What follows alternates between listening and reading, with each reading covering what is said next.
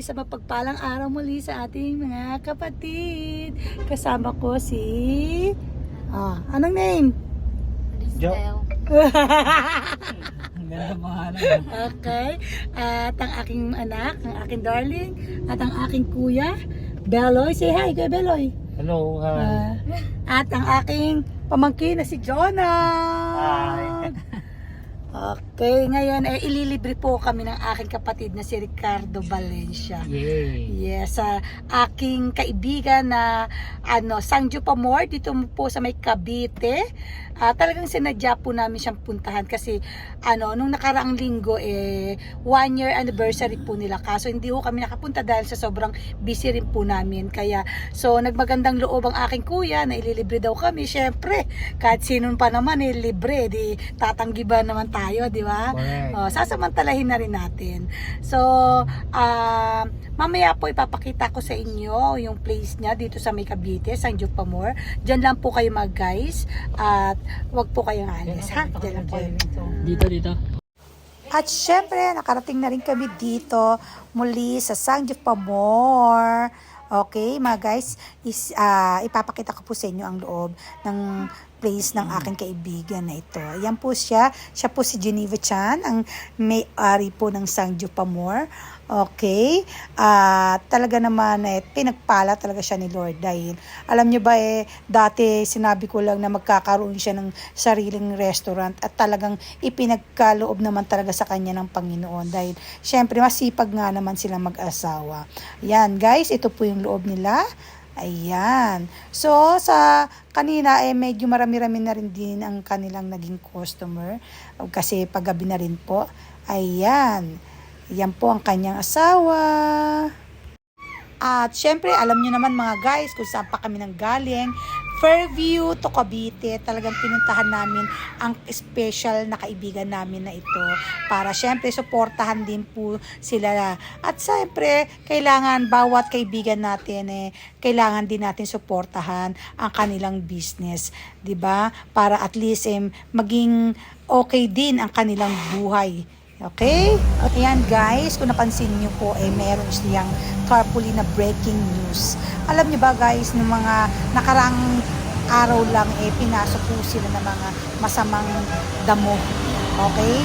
Pero wag po tayo matakot mga guys, dahil kahit saan naman po merong mga masasamang tao sa mundo. Pero ingat pa rin po tayo at ang katapat po lang niyan prayer. Sa bawat pag-alis po natin sa bahay, kailangan po pag-pray natin ang bawat isa sa atin. Na i-guide tayo, ingatan tayo lagi ng Panginoon. So, wag po kayo matakot na pumunta dito mga guys dahil makikita nyo rin naman talaga na meron pupunta. At talagang nagkataon lang naman talaga yung mga guys na nangyari yun. Pero ang Panginoon ay mabuti dahil sa kabila ng pagsubok na yun, syempre kailangan tuloy-tuloy pa rin ang ating hanap buhay. Huwag tayong papatinag sa gawa ng kalaban. So, napansin ko rin mga guys at sa pangalawang pagpunta ko dito dahil medyo malayo na, napakarami na po ng naging menu nila. Talagang mabubusog ka rito mga guys sa dami ng menu. Okay? Meron sila ibang menu na makikita po talaga natin. Yan po guys, tignan nyo po ang bawat menu po nila at ang presyo mura nga naman talaga. Okay?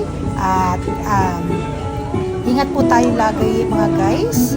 Ayan, diba? Yummy talaga yung cheese nila dito guys. Alam nyo ba talagang nasolve kami. Pati yung drinks nila masarap. Hindi nakakaumay yung mga drinks nila. Talagang si partner nabusog ng sobra kanong lahat.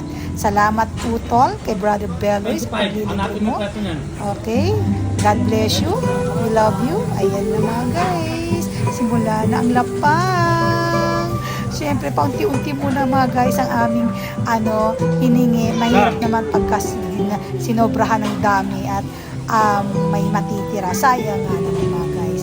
Mas maganda yung kahit konti muna, paunti-unti at hingi na lang tayo at least walang masayang na pagkain. Kahit anli pa yan mga kapatid, kailangan ano pa rin tayo sa mga kinakain natin. O guys, so marami pong salamat sa inyo sa walang sawang pagpapala, sa walang sawang panunood nyo mga guys. Ingat po tayo palagi. God bless you. We love you. And ingat ka, Sis Geneva and bro. Naway magpakasal na kayo, ha? Hintayin namin kayo. God bless you. We love you. Sa mga hindi pa ako nakasubscribe, subscribe na kayo mga guys. Para sumikat na ako guys. God bless you. Bye!